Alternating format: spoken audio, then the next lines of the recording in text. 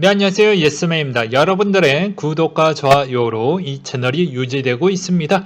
네, 영상 속도는 1.5배를 추천드리는 바이고요. 네, 이번에도 어떠한 소식이 나왔는지 같이 한번 내용을 보도록 하겠습니다. 네, 미 연준이 6월 FOMC 회의에서 기준금리 제로 수준의 동결 및 완화적 동화 정책의 기조 유지를 재확인했다라고 나와져 있는데요.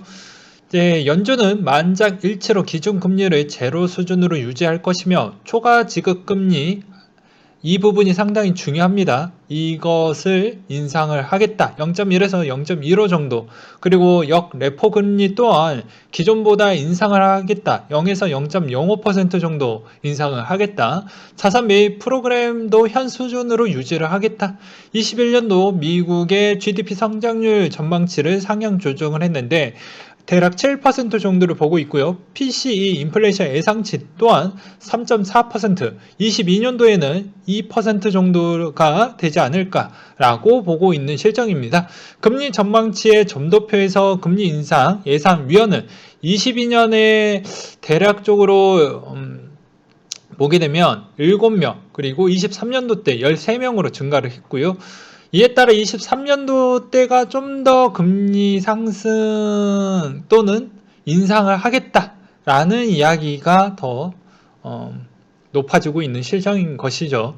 연준은 전반적인 금융 환경은 매우 완화적이며 적정 및 정책적 지원으로 경제활동 및 고용 지표가 강화됐다라고 발표, 인플레이션의 일시적인 요인으로 인한 것이라고 많다라고 설명을 하고 있습니다. 그리고 연준 의장이 인플레이션의 공급 병목 현상이 예상보다 커지면서 더 높게 지속될 가능성이 있다고도 이야기를 했네요.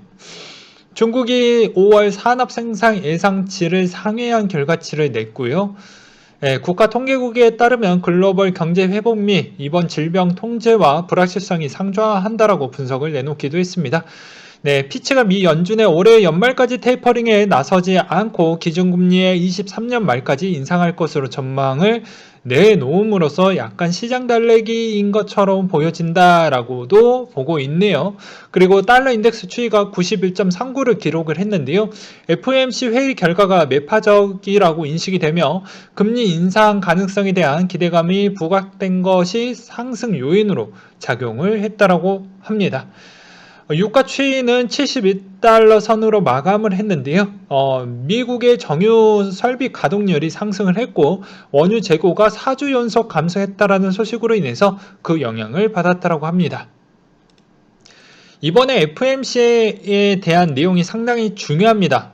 코인 시장은 여러 가지 투자 시장에서 가장 유리 멘탈을 갖고 있기 때문에 금방금방 이게 쌓아놨던 그런 탑이 금방 무너지거든요. 그렇기 때문에 이게 시장에 있어서 미치는 영향이 상당히 예민하고 민감하다, 이렇게 좀 봐주셨으면 좋겠는데 레벨 74 허리 휘어진 개미님께서 좋은 내용을 좀 써주셨고 저의 생각도 거의 비슷하기 때문에 이 내용으로 좀 대체하려고 합니다.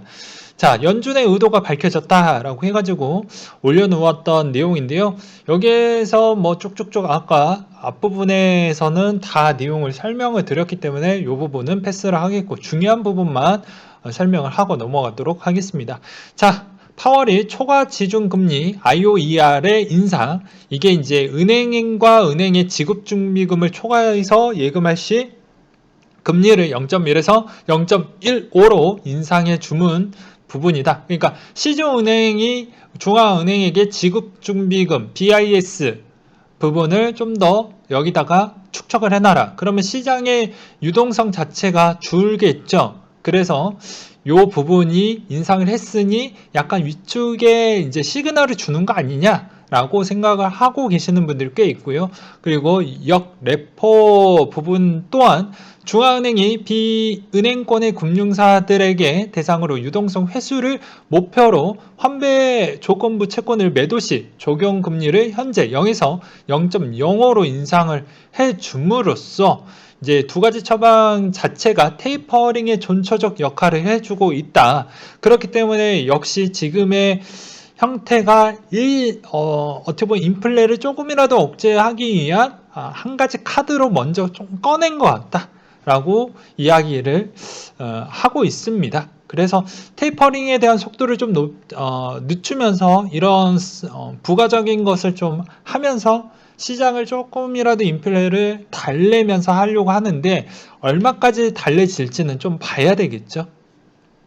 그래서 그 내용이고, 제가 봐도 이런 내용을 좀 보면서 결론적으로는 자산시장의 현 시점에서 아무리 짧아도 10개월 정도의 공백기 부여가 받았다라고 볼 수가 있게 되겠으며, 이 기간 동안 글로벌 투자자들은 이번 백신으로 기이한 상황에 전례 없는 유동성 확대가 가져온 모처럼 잡기 힘든 호기에 어떻게 해서든 금, 비트코인, 자산 등의 버블화를 시켜 최고 수익을 가져다 줄 수 있지 않을까 고민하고 있을 것이다. 한 발 더 나아가서 이번 종식 여부도 10개월보다 좀 더 여유롭게 공백기가 늘어날 수도 있기 때문에 비트코인 시즌 피크를 아무래도 이분이 12개월에서 15개월 정도를 남았을 가능성도 배제 못한다라고 볼 때 이 모든 것을 계산하고 달러 뭉치에 보유한 기관과 고래들이 이 기간부터 과연 뭘 하려고 할 것인가.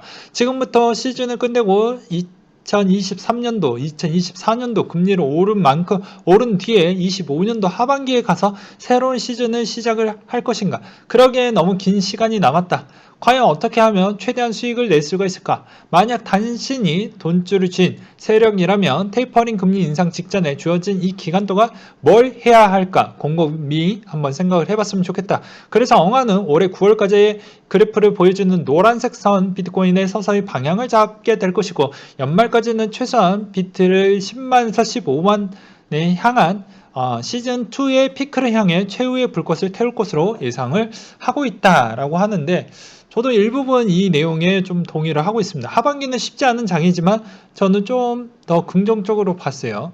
그러니까 쉽지 않은 장이니까 이 돈이 없어져도 상관없을 만큼 그 정도로 상당히 공격적으로 저는 투자를 하고 있다는 것이죠. 그래서 댓글의 분위기는 상당히 좋은 내용 감사하다, 내용 올려줘서 고맙다, 그런 내용들이 좀 눈에 들어오고요. 여기서 이제 숨은 내용을 좀 찾아서 설명을 해 드려야 되겠죠. 그게 제 몫이니까. 이 내용이 나오면서 저는 이런 액션을 좀 취했잖아요.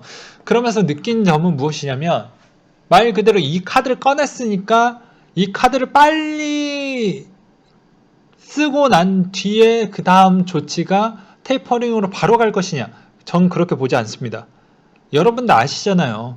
이 은행권에 계신 분들이 상당히 신중하고 보수적이고 이런 거까지에 대해서 근거가 확실하게 확보가 됐었을 때 움직이기 때문에, 이번 형태에서도 이 카드를 꺼냈을 때 이 카드에 따른 효과와 지표 부분을 좀 보고 그 다음에 보여줄 것이기 때문에 약간의 시간은 좀 벌어놨다라는 게 저는 이 부분에서 좀 알 수 있었던 부분이고, 또 하나에 대한 측면은 이게 시작이 됐다라는 것은 이제 테이퍼링에 대한 부분도 좀 더 빠르게 가까워졌다 라고 볼 수가 있습니다. 그러니까 이거는 좀 상대적일 수도 있지만 매우 주관적으로 설명을 드린다고 하면 좀 시일이 가까워졌다, 이제 막 스타트를 끊었다 라고도 볼 수가 있어요.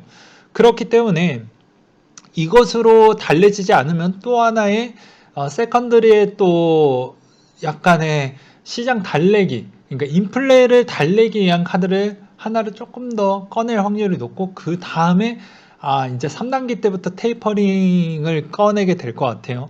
그렇기 때문에 그나마 이제 악재 부분은 웬만한 부분은 좀 다 나온 것 같다.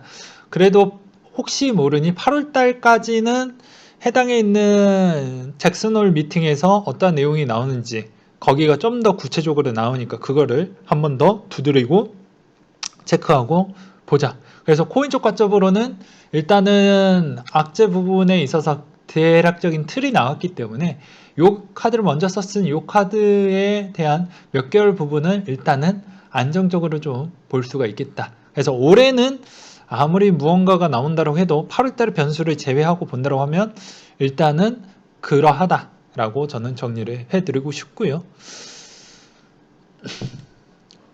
자, 파월 의장 금리 인상되어도 경기 부양책 지속하겠다, 요 이야기는 나왔죠.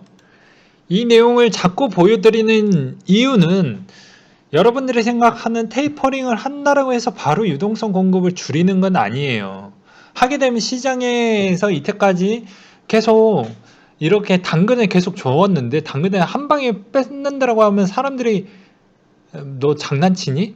너 장난칠래? 이러게 나오겠죠. 바로 화낼 거 아니겠습니까? 그러니까 천천히, 아주 천천히 줄이는 것을 목표로 두고 있고, 천천히 줄일 수밖에 없는 이유는 전 세계가 어차피 고령화 사회로 넘어가고 자동화 사회로 넘어가면 그만큼에 대한 소비 부분이 생각보다 그렇게 과해질 수가 없는 배경이 있기 때문에 오히려 이번에 약간의 과소비적 그리고 또 경제 성장률 추이가 한번 선진국 대열 또는 반열에 올라왔던 그런 국가들은 대부분 미국을 제외한 나머지 쪽 경제 성장률 추이를 보게 되면 아시잖아요. 네, 다 힘들었다라는 거. 한번 성장이 꺾이는 순간부터는 그게 회복되기가 쉽지가 않습니다. 한국이 물론 이번 질병 사태 제외하고 보게 되면 경제 성장률이 계속 줄어들었잖아요. 그런 형태로 보시면 될 것 같습니다. 아무튼 그런 부분으로 인해서 유동성은 계속 늘어나지만 이번에 바로 테이퍼링을 쓰지 않고 약간의 쪼코로 잠깐 메꾸려고 하는 게 우리 코인 시장으로 봤을 때는 그나마 그렇게 하락을 크게 나올 수 있는 부분은 좀 일시적으로 피했다 라고 표현을 할 수가 있게 되겠고요. 그리고 거래소 특수관계인의 셀프 발행한 코인 취급은 금지하겠다 라고 있습니다. 특수관계인과 함께 30% 이상 출자했거나 영향력을 행사하는 법안, 단체, 임원, 감사 등이 포함이 되어 있고 의무 위반을 하게 되면 1억 원의 과태료, 영업정지 또는 일부 정지를 당할 수 있다고 합니다. 근데 뭐 이게 그렇게 큰 효과일까요? 코인 시장이 1억 원 갖고 과태료 한번 제대로 불장일 경우에는 1억 원 먹기 위해서 이거 하는 게 아니죠. 100억 원 벌고 1억 내면 끝인데 말이죠. 네. 1000억 원 벌고 1억 원 내면 끝인데 말이죠. 그리고 영업도 완전 정지가 아니라 일부 정지 조치 부과라고 되어져 있습니다. 되게 재밌죠. 그리고 국내에서는 굳이 이것을 안 해도 해외에서 상장시켜서 해도 접근성은 좋습니다. 요새는 다 스마트 개미이기 때문에 국내 거래소를 안 쓰고 오히려 뭐 바이낸스나 뭐 기타 후업이나 OK를 또 쓰고 계시는 분들도 있고 뭐 그 외로 뭐 해외 선물 부분도 해외 코인 선물 부분도 뭐 그렇게 또 사용하고 계시는 분들도 꽤 있죠. 그리고 미 공화당 선거기구 암호화폐 후원금을 받겠다라는 내용이 있었고요. 그리고 마이크로스트래티지 CEO가 비트코인 인플레 해지 효과 금보다 50배 크다라고 또 이야기를 하기도 했습니다. 뭐 이제 좀 똥줄이 타긴 하죠. 빨리 반등이 나와야 되고 자기가 이제 올해 6월 달이 이제 곧 끝나가는 시점이기 때문에 이제 5개월 정도밖에 안 남았습니다. 올해 안에 대한 총 실적 부분에 있어서 상반기가 다 지나갔다라는 것이죠. 즉 하반기 부분에서 어느 정도 성과가 나와야지 본인의 체면이 또 살아남게 될 것이고 또 기업에 대한 또 생각보다 영향성이 꽤 커질 수가 있습니다. 그것은 무엇이냐면 뭐 이렇게 좀 보는 게 맞을 것 같아요. 조만간에 금리 인상에 대한 시그널이 있기 때문에 이 약간의 마이크로 스트래티지에 대한 기업의 평가가 조금은 위험성 쪽으로 갈 수도 있습니다. 그래서 숏 배팅이 더 늘어날 수도 있다는 점을 참고하셨으면 좋겠고요. 그리고 캐나다 자산운용사 퍼브스 운용이 또 비트와 이더를 추가 매집을 했다고 하는데요. 112개가 비트코인을 좀 더 추가해서 19,912개로 증가를 했고 이더리움도 전달 대비 296개 늘어난 56,266개 정도가 된다라고 되어져 있습니다. 그리고 모건 스탠리가 이더리움 비트코인 뛰어넘을 4가지 이유를 분석을 내놓은 게 있는데요. 에너지 사용량, 그리고 이거는 뭐 이제 조만간에 POS로 넘어가니까 우리는 상관없다. 그런 부분으로 보시면 될 것 같고 분산형 금융, 뭐 디파이로 일단 많이 올라왔던 배경 잘 돌아갔던 배경, 그리고 탄소 배출량 근거로 인해서 뭐 그렇게 이야기를 하고 있는데, 일단 이더도 과제 수행 능력이 생각보다 좀 더디고 있습니다. 예상보다 우리는 계획을 이렇게 짰지만 계획대로 대비보다 계속 시간이 좀 딜레이가 되어가고 있는 실정이에요. 그렇기 때문에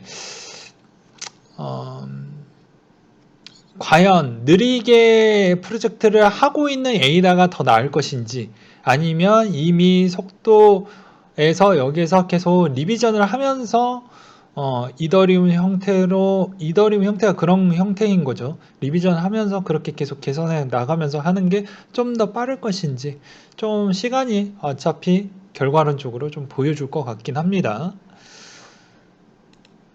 코인원이 업비트 상패 유의에 따라서 따라하지 않을 것이다 라는 내용이 나왔는데요. 이것은 저는 이렇게 좀 해석을 보았습니다. 업비트에서 또는 빗썸에서 상패 부분을 하게 되면 그 코인 쪽은 어디로 피신을 할까요? 그럼 코인원 쪽으로 가겠죠. 코인원 쪽으로 가게 되면 코인원은 또 그만큼 거래량이 늘고 유동성이 풍부해지겠죠. 그 코인에 대해서. 그리고 유동성이 풍부해진 만큼 세컨드리에 대한 상품을 많이 만들어낼 수가 있겠죠. 뭐 디파이드, 뭐 NFT든 그런 쪽에 코인원이 좀 빨리 하고 있으니까 그런 재미를 볼 수가 있겠죠. 그리고 NFT 매니아 김보성의 의리 NFT를 발행하겠다라는 내용과 나스닥 상장사 더9이 코인베이스 커스터디와 파트너십 체결을 하겠다라고 나온 게 있습니다. 그리고 비트맥스 커스터디 서비스 총괄로 JP모건의 전무를 영입했다라고 하는데요. 비맥은 좀 늦은 감이 있습니다. 왜냐하면 OK, 후오비, 바이낸스가 채굴 거래소에서 수직 계열화를 다 만들었거든요. 수직 계열화라고 표현을 하는 배경은 이렇게 보실 수가 있습니다. 자, 채굴 거래소로 인해서 현물만 돌렸던 그런 거래소들이 오히려 선물을 도입을 했고, 선물에서 좀 유동성이 좀 떨어질까봐 채굴회사까지에 대해서 지분 인수 또는 본인들이 소규모로 좀 인수를 해서 그거에 따른 유동성 풀을 어느 정도 제공을 하면서 그렇게 좀 회전력을 극대화시켰죠. 근데 비맥은 한창 돈을 잘 벌 때 그런 것을 또 하지를 않았습니다. 그러니까 오히려 후행으로 좀 변화를 많이 주지 못하다 보니까 요새는 많이 뒤떨어졌죠. 물론 논란과 그런 거에 따른 방어도 잘 못했던 부분도 없지 않아 있었습니다. 그리고 크라켄 CEO가 12개월, 18개월 내에 미증시 상장 가능하다. 뭐 논란이 꽤 많이 있었지만 그래도 요 안에 좀 하려고 하는 것 같아요. 그리고 그래픽카드 4개 중에 1개 암호화폐 채굴자가 쓸어갔다 라고 하는데요. 전세계 그래픽카드 출하량이 1분기에 280만 개인데 25%가 채굴업자 쪽으로 갔고, 그리고 이 규모가 5,500억 원 정도 규모라고 합니다. 채굴이 크게 늘면서 한때 50% 수준의 외장 그래픽카드가 25% 크게 하락한 것으로 나와져 있고요. 채굴업자와 투기꾼들이 공급을 원활하게 못하게 만들면서 품귀 현상으로 인해서 가격이 2배 또는 3배 정도 올랐다고 합니다. 근데 최근에 이제 3080 Ti가 원래 시중에 판매해야 될 가격이 170에서 180만 원 사이거든요. 근데 그게 지금 제 친구가 최근에 샀는데 210만 원 정도 한다라고 합니다. 그리고 아직도 김프가 3% 정도 된다라고 하네요. 그리고 업비트 피카라고 해가지고 레벨 57님께서 올려주셨던 내용인데요. 뭐 간단하게 이 부분만 보도록 하겠습니다. 일방적으로 사전에 말도 없이 투자 유의 통보, 유예기간 짧게 줬고 소명자료 전달 받았으나 상관없이 상장 폐지 통보. 그래서 개인적으로 피카와 엄청 괜찮은 종목이라고 생각하지 않지만 마로, 페이 등등 여러 종목들도 상황 별반 다르지 않을 것으로 보여진다. 그래서 절대로 주의해야 된다 라고도 매번 설명을 드렸습니다. 그 다음으로 트위터 CEO가 비트코인 법정 통화 채택에 로비 단체 지지 표명하겠다라고 이야기가 나왔습니다.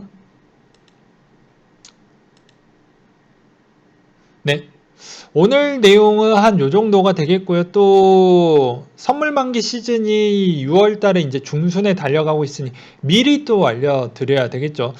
계속 말씀을 드리지만 비트코인, 이더리움 선물 만기 시점에 있는 일정은 같다, 똑같다 라고 설명을 드리겠고요.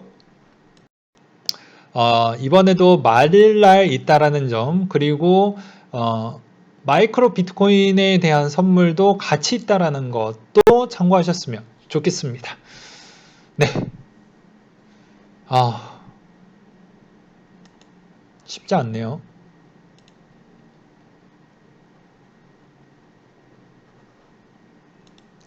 그 다음으로 빗썸도 4종의 상장 폐지를 통보하겠다 라고 계속 나오고 있는 실정입니다. 네, 그래서 또 차트를 또 띄워놓고 설명을 간단하게 또 하고 넘어가도록 하겠습니다. 이제 남은 기간은 얼마 안 남았습니다. 2022년도 때가 여기고요. 이제 3만기가 거의 지나가는 시점에 거의 도달을 했습니다. 여기 이 구간은 정말 코린이한테 대응하기 정말 힘든 구간인데, 그래도 이제 6월 달에 대한 저의 해석을 해드렸던 부분이 일단 1차적으로 해석을 해드렸고, 8월달 부분에 대해서도 그 내용을 보고 하반기 전략에 올해 어떻게 대응을 하겠다 라는 부분인데, 결과론적으로는 2022년도에 어차피 테이퍼링 한번 하게 되면 시장 급격하게 무너질 겁니다. 무너지게 되면 알아서 잘 대응을 하셔야 되겠죠. 네.